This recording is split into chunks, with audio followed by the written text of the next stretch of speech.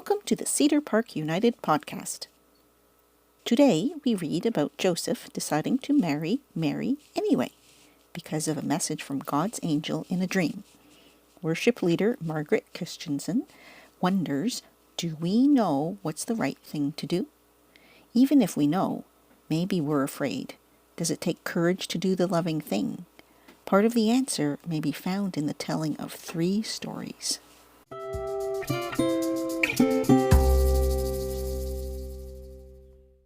We do hear and see so much about Mary in this Advent and Christmas seasons. This year, Matthew gives us Joseph's story. As with many stories, we might wonder, did it happen exactly like that? In fact, did it happen at all, since only Matthew tells this story, and Luke tells quite a different story, and Mark and John have nothing to say about Jesus' beginnings. But today, we're not going to try and analyze the story. We just want to explore it. Joseph, like his ancestor, Joseph of the coat of many colors, is associated with dreams. And in the first couple of chapters, we hear about 4 of Joseph's dreams. Today's reading that Bob shared with us shares the story of that first dream, where the angel messenger tells him not to be afraid to take Mary as his wife. Now, Joseph had already made a decision about that. He was going to quietly put her away, divorce her, because he was a righteous man and unwilling to expose her to public disgrace. To us, that sounds kind of callous, but context matters. The ancient laws in Deuteronomy don't mention what's to happen if a betrothed woman is found to be pregnant before her marriage, as Mary was. But the law is clear that a man has the right to challenge a woman's virginity before marriage. And the law in Deuteronomy states that if evidence of the young woman's virginity was not found, then they shall bring the young woman out to the entrance of her father's house, and the men of the town shall stone her to death. Well, in that context, Joseph's initial decision to quietly divorce Mary seems pretty kind, actually. And we need to remember that a betrothal was a legal contract. So even though the marriage hadn't taken place yet, divorce would still be necessary if Joseph was going to separate himself from her. And then the angel says, "Do not be afraid." That's what angels often say, because they tend to show up when there's a good reason to be afraid. What would people think? What would they say if Joseph went ahead with the marriage and raised a son that wasn't his? Maybe Joseph wasn't just trying to avoid exposing Mary to public disgrace. Maybe he was also worried about his own standing in the community. Whatever his worries, the angel dream changes his mind. With courage and with love, he decides to marry Mary anyway. And as the story goes, he reacts with courage to further dreams that warn him to take his family and flee from the wrath of Herod after the visit of the Magi. Let's skip ahead quite a few centuries. On the rural prairies in 1934, there was no law requiring stoning a woman found not to be a virgin before marriage, which is kind of nice. But there were very clear moral codes about what was and wasn't acceptable. And there was very distinct rules about who could be a teacher. Married women couldn't teach. And an unmarried woman with a child, well, Definitely not. Somehow, my grandmother got a teaching job in rural Manitoba. Despite the fact that my almost 3-year-old mom was living with friends in Saskatoon. I don't know, maybe Grandma had the courage to lie or at least leave out some things in order to try and make a living to support her and her child. Maybe someone on the school board had the courage to give her the job even though she knew about the child. But I do know that my grandfather had the courage to marry her anyway. He knew what people would think when they began to make their life together with a child almost more than a toddler, and he knew what they would say. He knew it was going to affect his standing in the community. But with courageous love, he proposed. Many, many years later, after my grandma had died, we were all in Grandpa's living room sharing stories. Grandpa told us that he wanted her to quit teaching in the middle of the school year so that they could get married right away. But she wouldn't hear of abandoning her students. So they compromised. They were married on June 23rd, 1934, the day after the school term finished. And I think we have a pic in the PowerPoint of my mom as a young child. She always knew that she was a couple of years older than the length of time her parents had been married. But she never knew the whole story. She endured gossip and teasing from kids at school that her dad wasn't really her dad, but he was in every way that counted. As we were growing up, he was just Mom's dad, Grandpa, and we knew nothing about 1934. As we got older, we did notice that Mom was a few years older than the length of time her parents had been married. We wondered about that. But even in the 70s, the courage needed to broach that subject was just more than any of us kids or my mom could ever muster.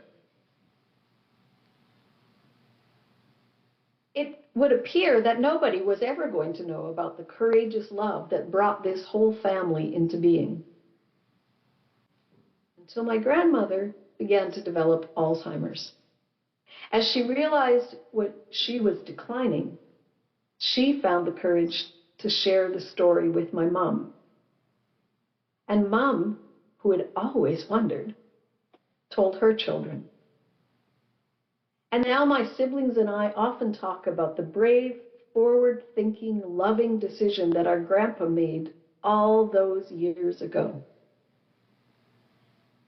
That was where I was going to end it. But this morning my daughter said, sometimes courageous love is a little bit smaller than that.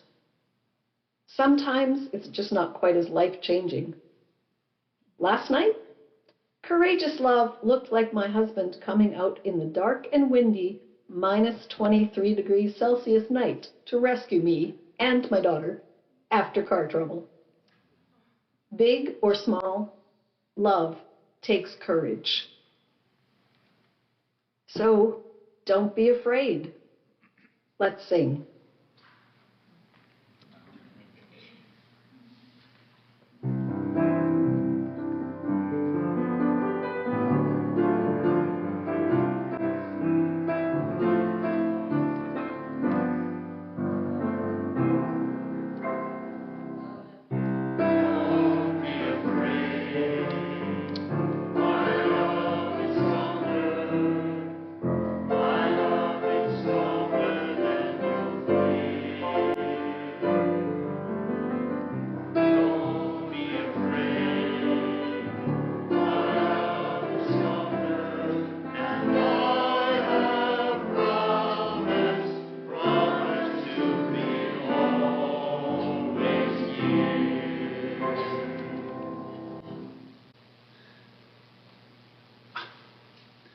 Elizabeth Chown Lafreniere wrote the following reflection a few weeks ago. She has been at her brother Bruce's bedside in hospital in Toronto since the 11th of December. She asked me to read this piece entitled The Inspiration of Gary and Earl. The example of Joseph is deeply thought-provoking. Joseph accepted what he was called to do. Even though it went against societal norms, he took a leap of faith and did what he believed was the right thing. What would we have done? This courage and selflessness reminded Elizabeth of her dear friends, Earl Pinchuk and Gary Blair.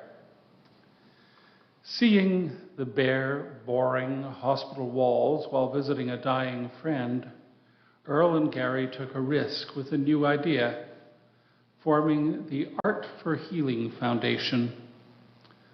With seed money from 40th birthday gifts, instead of opening an art gallery as they had planned, Earl and Gary started a not-for-profit whose mission is to bring the healing power of art to healthcare facilities by donating original artwork. The art offers reassurance, inspiration, and enjoyment to patients, visitors, and healthcare providers. There they are. The Foundation's first purchases in 2002 were for the Montreal Children's Hospital. Gary and Earl offered a painting for their room to kids living long-term in the hospital. All but one child chose a landscape. The serenity of the scene signified hope and freedom. This first project encouraged Earl and Gary to continue, allaying any initial fears and silencing any naysayers. Elizabeth was impressed by an Art for Healing Foundation Facebook post in 2019 of a vibrant painting by Guy Lemieux. They had installed it in the waiting room of the Psychiatry Day Center at the Jewish General. Her reaction was, "Yes! That's so much better than a bare institutional wall." Nervous patients awaiting their appointment can immerse themselves in the colors and feel calm. To quote Gary, "Visual art has the profound ability to soothe, inspire, and restore, offering comfort and connection to those navigating physical or mental health challenges." Here's another example to help us understand the healing impact of art. This woman in the Henri Bradet Residential Center facility wheeled herself up to this spectacular painting by Elisa Nucci immediately after it was hung. On the day-to-day business side of the Art for Healing Foundation, Earl liaises with healthcare institutions to determine their needs and finds the perfect pairing for each space. The paintings, photographs, and lithographs are donated or purchased thanks to artists, collectors, art lovers, and friends. Since 2002, Earl and Gary have arranged over 15,000 installations in 105 locations in England, France, and across Canada, including Nunavik in the north and Fogo Island in Newfoundland and Labrador. In their self-deprecating way, both Earl and Gary say, "We all struggle for meaning in life. Nothing provides more meaning than giving." Joseph might have had a nice, quiet life if he'd ignored God's call or caved to society's expectations. Could Earl have found financial success and personal fulfillment as a gallery owner or in another office job? Sure. Did their decision cause some raised eyebrows and moments of self-doubt? Probably. By making a choice that went against traditional societal norms and accepting all the highs and lows along the way, have Earl and Gary made a difference in the lives of hundreds of thousands of people they will never meet? Absolutely.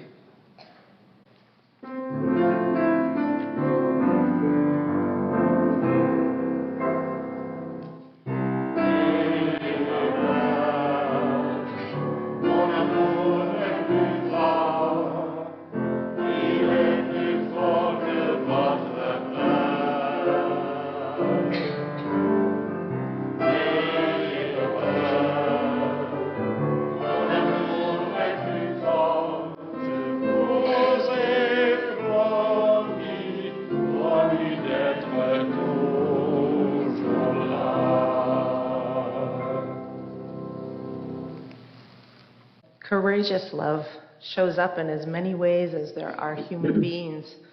And in every age, the risks of acting on this love are different. This story is from a few weeks ago. I did not get into ministry to talk about myself or my personal life, but sometimes there are things that happen in a pastor's personal life that is going to find its way out into ministry. And so I am inviting you to join me in a season of creative transformation for myself, and I think for all of us. Imagine if your doctor came and told you that your quality and outlook on life could transform exponentially to the positive. Would you listen to that doctor? Okay. If you felt God's Holy Spirit surrounding you in ways that you haven't felt in years, would you have a sense that that might be something that God's okay with? Yeah. So I get to announce with joy that I'm transitioning. I'm affirming and saying to all of you that I am transgender. And so the best way to put this is that I'm not becoming a woman, I'm giving up pretending to be a man. And this is a process, and this is going to be shocking for some of us as to what this all means. But this is where we invite God's Holy Spirit to grant us grace and peace, because really what it comes down to is awareness. So let's just be aware and recognize the fact that there can often be in these kinds of situations the fear of the unknown. And the fear of the unknown often in these situations can be broken down into these two questions. All right. Just what will change and what will stay the same? And I'm stopping it there. You can watch the rest of the video online. You'll find it everywhere with everybody's hot take, of course. But this story belongs to Reverend Phaneuf. It's hers. I chose to stop the video with those questions hanging in the air because when we witness an act of courageous love, it's true, we can't help but wonder, what will this change? And also, will anything be the same after this? When Reverend Phaneuf came out as transgender to her community and digitally to the entire world, did she know what she was risking in the current political and religious climate of the United States? How could she not? But she did it anyway, and it was, as I see it, an act of courageous love for her own soul. She went on to help her congregation understand her answers to those two questions. First, what will remain the same? She said, her commitment to the good news of Jesus Christ, her personality and sense of humor, her commitment to prioritizing belonging in her community, her deepening love for her congregation. And what would change? Her name, Philippa now, and the use of she, her pronouns, her voice and her appearance, but she knew those were not the criteria for her hiring in the first place. And hopefully, the reputation of their community of faith outside Rochester, New York, that it might become known as an even safer space for people who have felt marginalized. I wouldn't be able to do what I am doing now, she said, if I hadn't felt the love and support of all of you. This was the hopeful part. But there was one other thing. Her relationship with her parents would change, as they had specifically asked that she inform her congregation that they did not support her choice, and that they had chosen their beliefs and convictions over their child. I heard this part with so much sorrow, and it made me wonder about Joseph again. about what changed and what didn't after he announced to his community that he was going to do a countercultural thing for his time, marry his pregnant fiancée instead of potentially letting her be stoned to death as the law stipulated. I suddenly wondered about his parents, if they were still alive at the time. What did they do or say upon hearing that news? And then I wondered about his close-knit community. What did they say? What did they do? Well, with no video footage to go on, I am left with my imagination, my midrashic imagination. We know that Joseph returned to Nazareth, his hometown. So that speaks of some kind of acceptance. So I choose to imagine that his community rallied around his little family, that they, like Reverend Fanov's congregation, were generous and courageous in their love and support for the countercultural choice that Joseph had made, that they protected Mary and her little boy from any roving Roman soldiers looking to carry out that law, and that they affirmed Joseph's life choice with their care. But it's not really that hard to imagine, though, because I've seen it happen right here.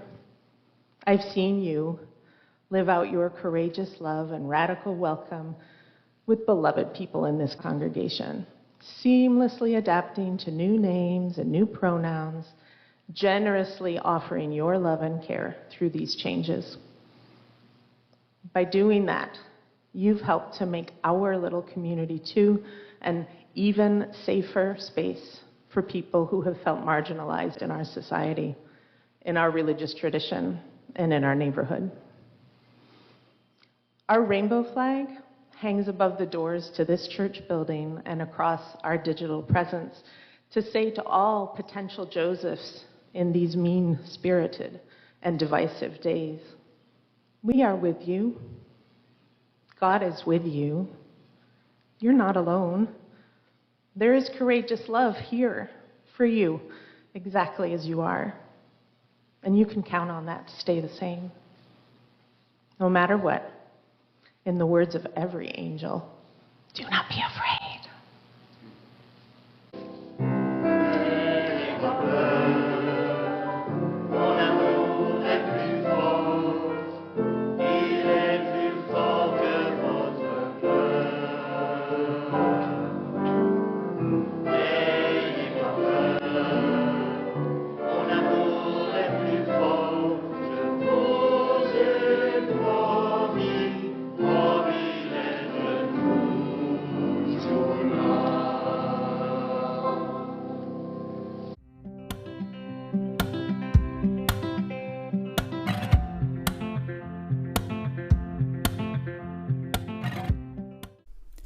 Thank you for listening to the Cedar Park United podcast.